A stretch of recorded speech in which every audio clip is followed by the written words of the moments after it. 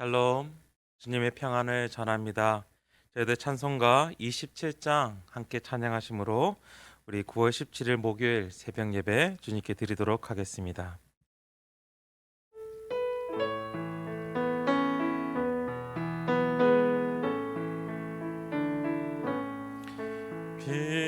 빛나고 높은 보좌와 그 위에 앉으신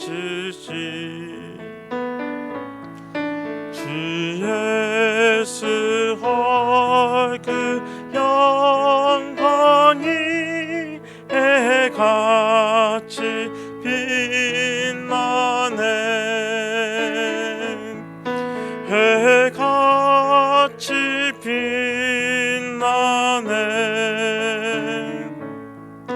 지극히 높은 위엄과 한없는 자비를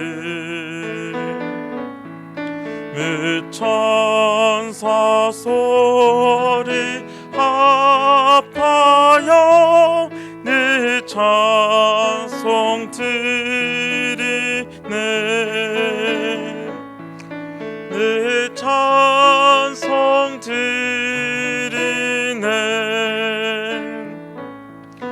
영주 그 나를 살리려 그 영광 떠나서 그 부끄러운 십자가 날 위해 지셨네. 날 위해 지셨네.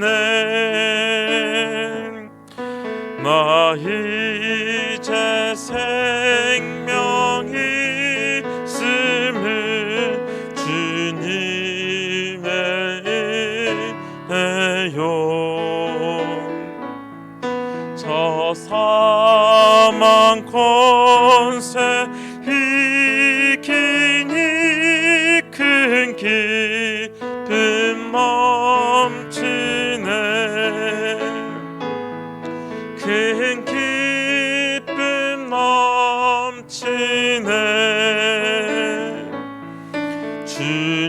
주님의 보좌 있는데 천한 몸 이르러 그 영광 몸소 배울 때 내 기쁨 넘치리. 내 기쁨 넘치리.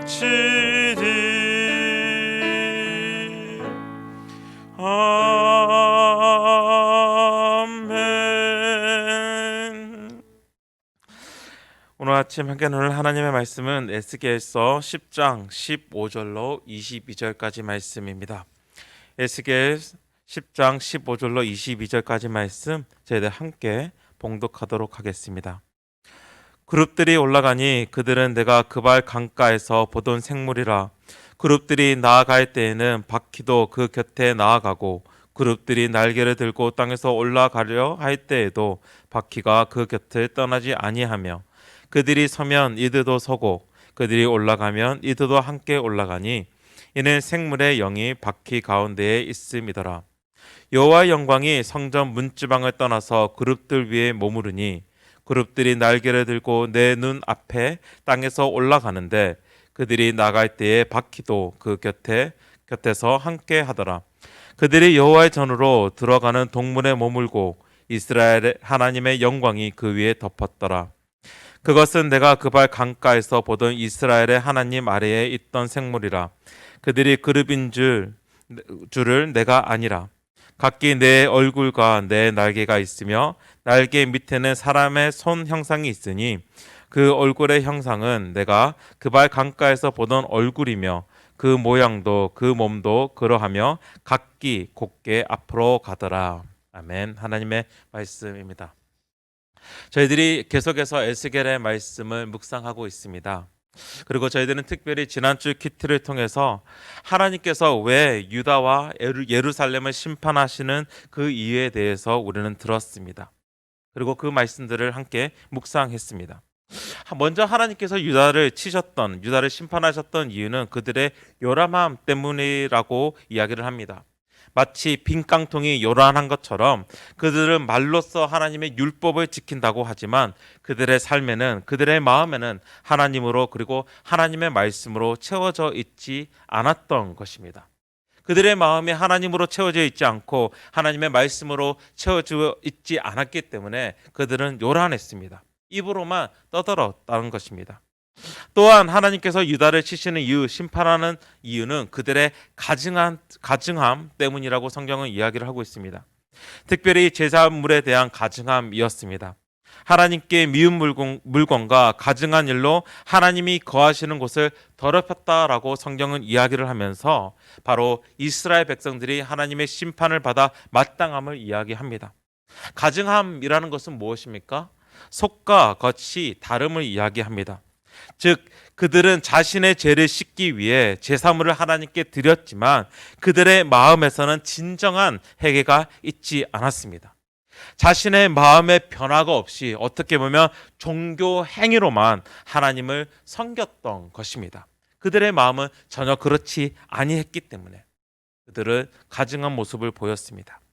하나님께서 유다를 치신 이유를 또 보게 되면 그들의 교만함 때문이었다고 성경은 이야기를 합니다. 그들에게는 화려한 것들이 있었습니다. 그리고 그들은 이 화려한 것에 그들의 마음이 빼앗겼습니다. 그리고 그 화려한 것이 그들의 자랑이 되었던 것입니다.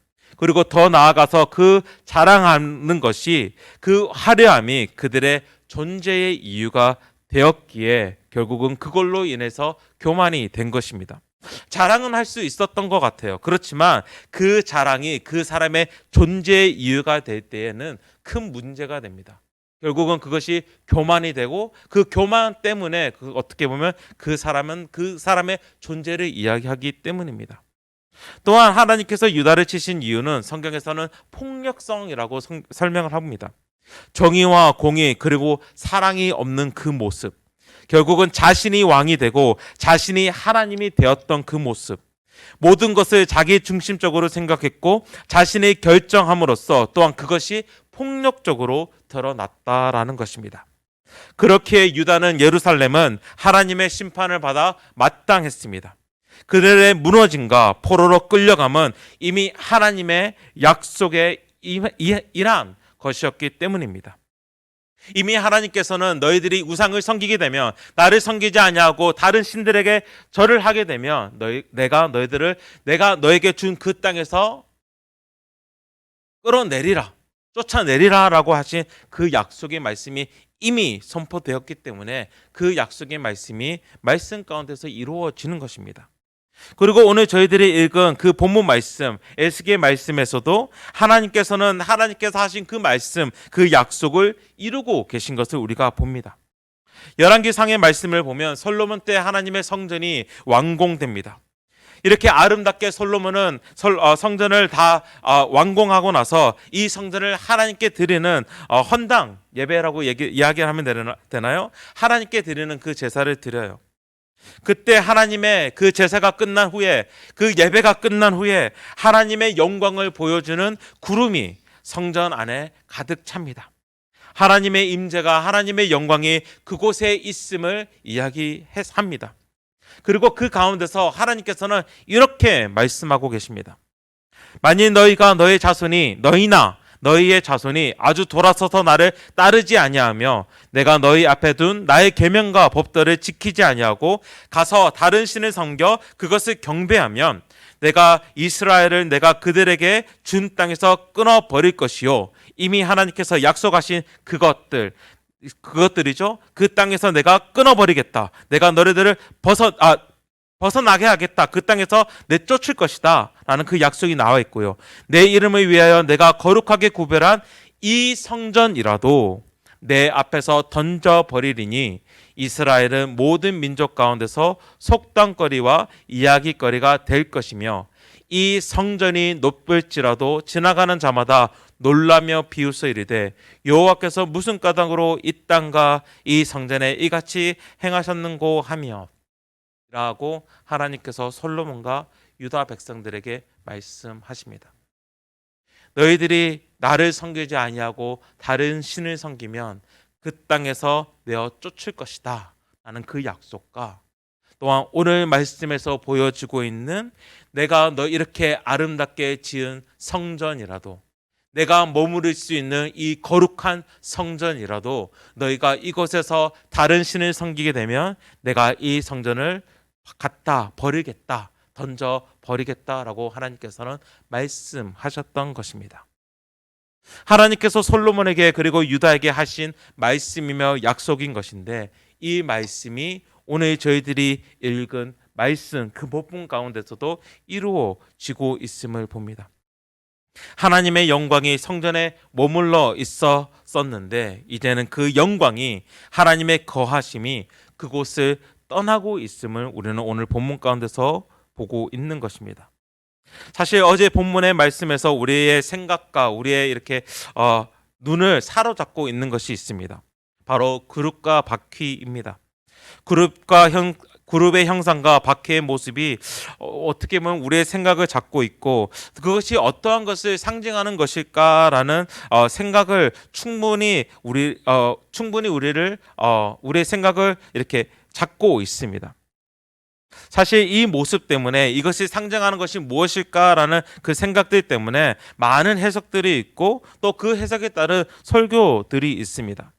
하지만 저는 그 해석과 설명을 들으면서 이런 그런 해석과 설명들이 충분하지 않다라는 그런 마음이 들었습니다.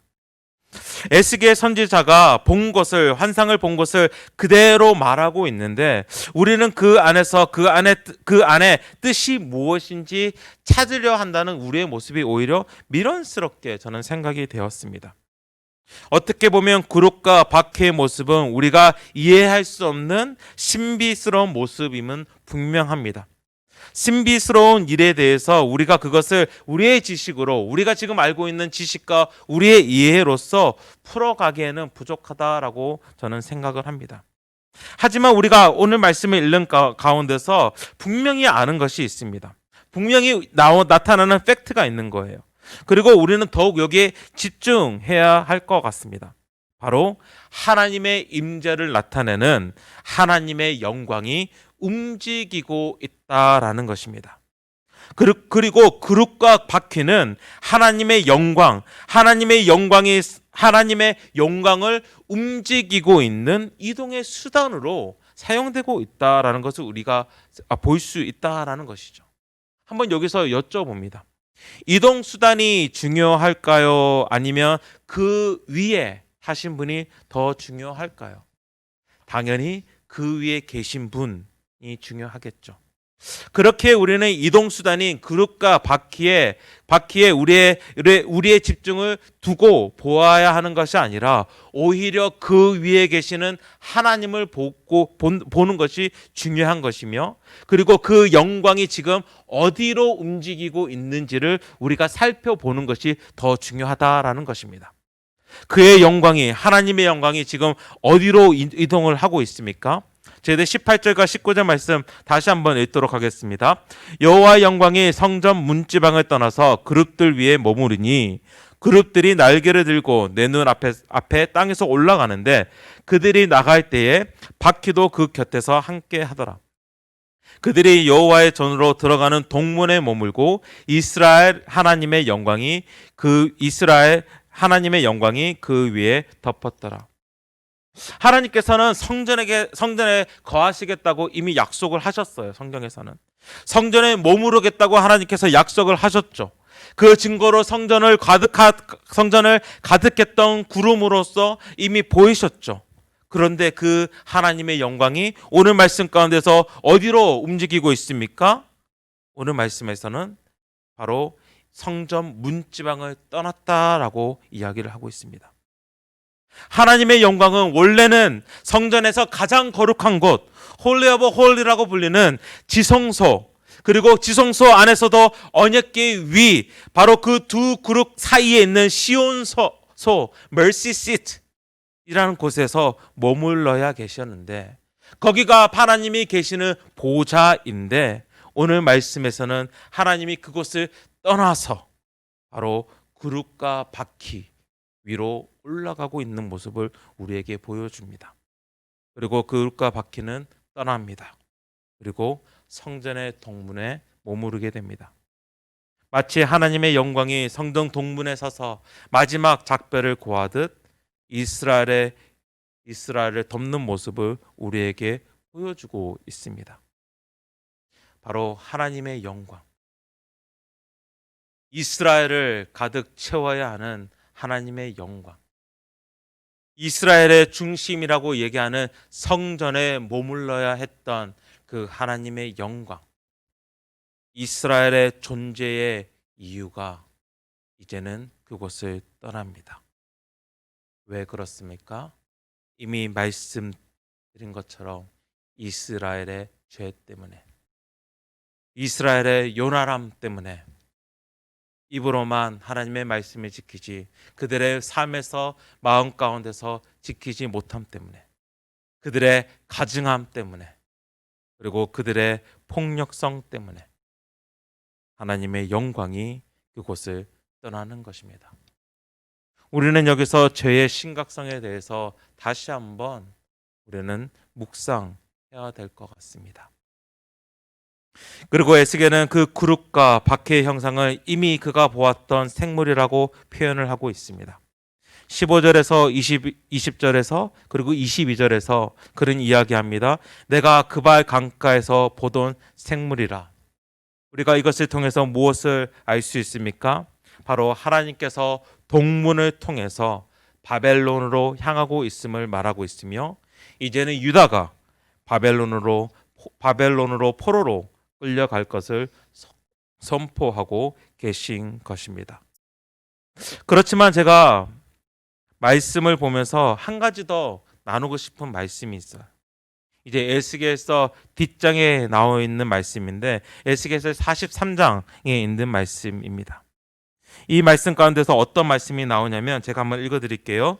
그 후에 그가 나를 데리고 문에 이르니 곧 동쪽을 향한 문이라. 하나님께서 다시 에스겔을 동쪽으로 향한 문, 바로 성전의 그 동쪽에 있는 문에 세우십니다. 이스라엘 하나님의 영광이 동쪽에서부터 오는데, 하나님의 음성이 많은 물소리 같고 땅은 그 영광으로 말미암아 빛나니 그 모양이 내가 본 환상, 곧 전에 성읍을 멸하러 올 때에 보던 환상 같고 그발 강가에서 보던 환상과도 같기로 내가 곧 얼굴을 땅에 대고 엎드렸더니 여호와의 영광이 동문을 통하여 성전으로 들어가고 영이 나를 들어 데리고 안뜰에 들어가시기로 내가 보니 여호와의 영광이 성전에 가득하더라. 43장의 말씀은 이제 하나님께서 성전을 완전히 회복시키시고 예루살렘을 완전히 회복시키시는 그 이야기가 우리에게 선포되고 있습니다. 즉 오늘 말씀 가운데서 동문으로 떠났던 하나님의 영광이 이제는 다시금 내가 본 환상, 즉 밥그릇과 바퀴 위에 보좌에 계시는 하나님의 영광의 형상이 다시 동쪽에서부터 돌아오고 있음을 우리에게 보여주고 있다라는 거예요. 그리고 동문을 통하여서 성전에 들어가고, 그리고 다시금 그 성전 안은 전과 같이 하나님의 그 영광의 구름으로 가득 차 있음을 에스겔에게 보여줍니다. 하나님의 영광이 돌아오는 이 사건을 바로 에스겔에게 보여준 것입니다. 그런데 이 43장까지 나가는 그 도중에 그 전에 있는 몇 장의 말씀을 보니까 어떠한 일이 일어나냐면, 에스겔에게 먼저 성전이 회복되는 모습을 하나님께서 보여주고 계세요. 먼저 하나님께서 성전을 회복시키시고 하나님께서 다시금 그 성전에 들어가는 모습으로 연결되고 있다라는 것입니다. 그리고 이 성전을 회복시키시는, 다시금 성전을 깨끗게 하시고 거룩하게 하시는 그 일을 누가 하시냐면 39장 25절에 보면, 그러므로 주 여호와께서 이같이 말씀하셨느니라, 내가 이제 내 거룩한 이름을 위하여 열심을 내어 야곱의 사로잡힌 자를 돌아오게 하며 이스라엘 온 족속에게 사랑을 베풀지라. 바로 하나님의 열심이, 하나님의 사랑이 그들을 회복시키신다. 바로 성전을 회복시키신다. 그리고 내가 그곳을 다시금 그 안에서 내가 머물겠다, 거하겠다라는 그 약속의 말씀이 선포되는 것입니다. 죄로 망가졌던 성전을 떠나고, 그리고 그 망가졌던, 죄로 망가졌던 그 성전을 무너뜨리시고 다시 회복시키시고, 또한 그 성전 가운데 들어가시는 하나님. 그런데 이것이 단지 성전의 이야기입니까? 오늘 나의 이야기로 저는 들립니다. 그리고 오늘 나의 이야기로 저는 읽었습니다. 죄로 인해서 망가졌던 저의 모습,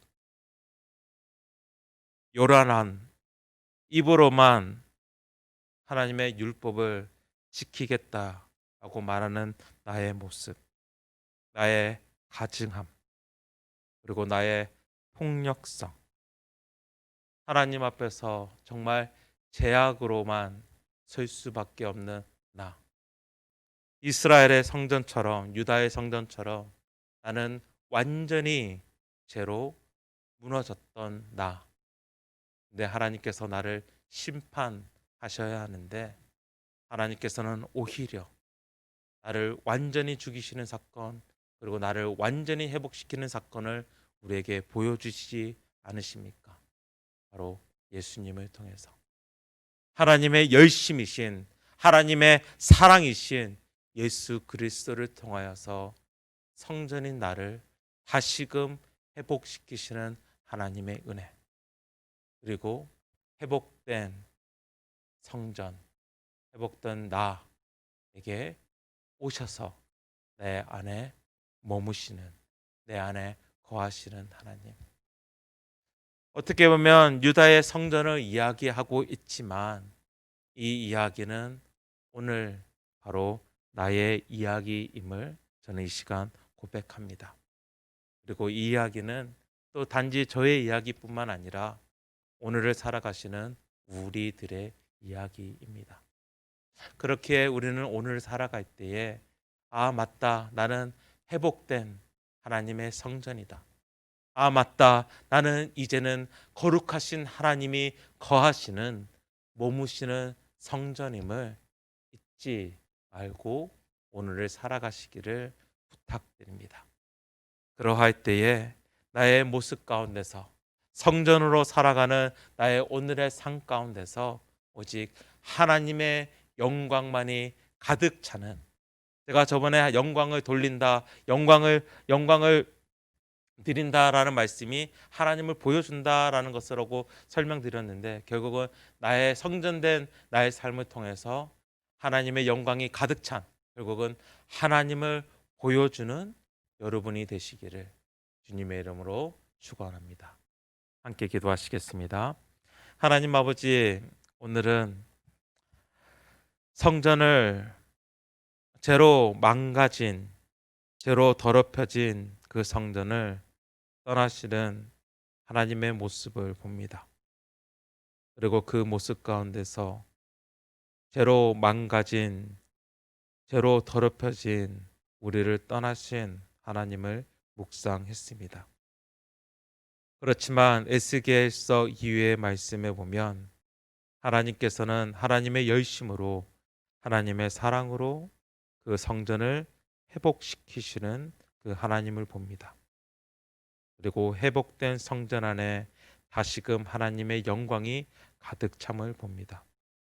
또한 그 말씀을 묵상하며 하나님께서 예수 그리스도를 통하여서 나를, 무너졌던 더럽힌 나를 완전하게 회복시키시는, 깨끗게 하시는, 거룩하게 하시는 하나님의 은혜를 묵상하며 이제는 나의 삶이 하나님이 머무시는 하나님의 영광으로 가득 채우는 삶임을 보게 해 주심을 이 시간 고백합니다. 그렇게 하나님 오늘을 살아갈 때에 하나님이 거하시는 하나님이 머무시는 하나님의 성전으로서 늘 하나님만 보여주고 하나님의 영광의 가득함을 나타내는 저희들 한 사람 한 사람 또한 오늘의 삶을 살아갈 수 있도록 주께서 붙들어 주시옵소서. 이 모든 말씀 예수 그리스도의 이름으로 기도합니다. 아멘. 하늘에 계신 우리 아버지여, 이름이 거룩히 여김을 받으시오며 나라의 임하시며 뜻이 하늘에서 이루어진 것 같이 땅에서 이루어지이다. 오늘날 우리에게 일용한 양식을 주옵시고 우리가 우리에게 죄 지은 자를 사하여 준 것 같이 우리 죄를 사하여 주옵시고 우리를 시험에 들게 하지 마옵시고 다만 악에서 구하옵소서. 대개의 나라와 권세와 영광이 아버지께 영원히 있사옵나이다. 아멘. 우리 이 시간 함께 기도하실 때에 먼저 죄로 망가진 우리의 모습을 하나님 앞에 내려놓기를 원합니다. 이스라엘의 모습 가운데서는 요란함이 있었습니다. 이스라엘의 모습 가운데서는 가증함이 있었고 또한 그들의 삶에서는 교만이 있었고 또한 폭력이 있었습니다. 혹시 나의 오늘의 삶도 그러하지 않습니까? 나의 그냥 입술로만 떠들고 있지는 않습니까? 나의 진정한 마음의 변화 없이 그냥 하나님만을 섬기고 있지는 않습니까? 하나님 것에 빠져서 그것이 나의 자랑이 되고 내가 살아가는 이유가 되지는 않았습니까? 아니면 내가 왕이 되어서 남들에게 폭력을 행하고 있지는 않았습니까? 이 시간 우리의 죄악을 이 시간 한번 내려놓고 먼저 기도하기를 원합니다. 또한 우리가 함께 기도하실 때 우리의 이 모든 죄악을 주님의 열심으로 주님의 사랑으로 덮으신 그 은혜를 기억하면서 감사의 기도로 또한 나아가기를 원합니다. 우리를 회복시키신 분은 바로 유다의 성전을 회복시키신 하나님이심을 기억하면서 바로 이 예수 그리스도의 십자가 사건이 우리를 완전하게 회복하게 했으니 우리를 완전하게 깨끗하게 하였고 또한 거룩하게 하였으니 이제 우리의 하나님 우리의 죄를 용서하여 주시고 또한 예수 그리스도의 은혜로 내가 오늘을 살아가게 하여 주시옵소서라는 그 마음으로 감사의 마음으로 함께 기도했으면 좋겠습니다. 또한 계속해서 기도하기 원하는 것은 오늘 우리가 성전으로 이제 살아가야 하는데 우리가 성전으로 살아갈 때에 정말 깨끗하게 거룩하게 오직 하나님의 영광을 가득 채우는 그러한 삶이 될 수 있도록 우리 함께 기도했으면 좋겠고요. 우리 계속해서 코로나의 상황 가운데서 또 특별히 세계 안에서 너무나 많은 자연재해들이 일어나고 있는 것 같아요.